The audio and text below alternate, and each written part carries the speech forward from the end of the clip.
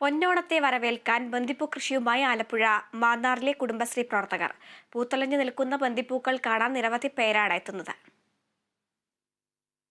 മാന്നാർ പഞ്ചായത്തിലെ സൗഭാഗ്യ കുടുംബശ്രീയുടെ നേതൃത്വത്തിലാണ് ബന്ദിപ്പൂത്തോട്ടം ഒരുക്കിയിരിക്കുന്നത്. 17 വനിതകളുടെ ഒരു മാസക്കാലത്തെ കഠിനാധ്വാനമാണ് ഈ മഞ്ഞ വസന്തത്തിന് പിന്നിൽ.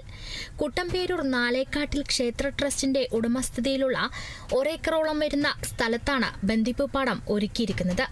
കൂടാതെ കുറ്റിയിൽ ശ്രീദുർഗാ ദേവി ക്ഷേത്രത്തിന് സമീപവും നാലേക്കാട്ടിൽ ക്ഷേത്രത്തിന് സമീപവുമായി 2 ഇടങ്ങളിലായും ബന്ദിപ്പൂ വിളവെടുപ്പിനായി ഒരുങ്ങിക്കഴിഞ്ഞു.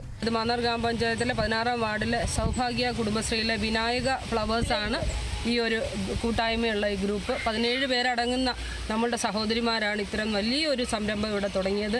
എല്ലാവിധ അഭിനന്ദനങ്ങളും നേരുന്നു.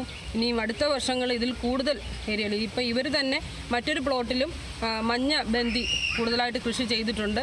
എല്ലുപൊടിയും ചാണകവുമാണ് വളമായി ഉപയോഗിക്കുന്നത്. ഒരു ചെടിയിൽ 30 മുതൽ 35 വരെ ബന്ദിപ്പൂക്കൾ വിരിഞ്ഞിട്ടുണ്ട്.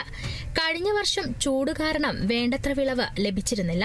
ഇത്തവണ പൂക്കൃഷിയിൽ ലാഭം വിളയുമെന്ന പ്രതീക്ഷയിലാണ് ഇവർ. ഗ്രാമപഞ്ചായത്ത് പദ്ധതിയിൽ 50,000 രൂപ വകയിരുത്തി ഒരേക്കറിന് 6,400 രൂപ വീതം സബ്സിഡിയായി നൽകിയാണ് ബന്ദിപ്പൂ കൃഷി ഒരുക്കിയിരിക്കുന്നത്.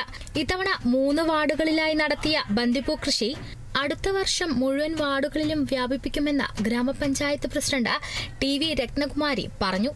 Kerala vision news, Alappuzha.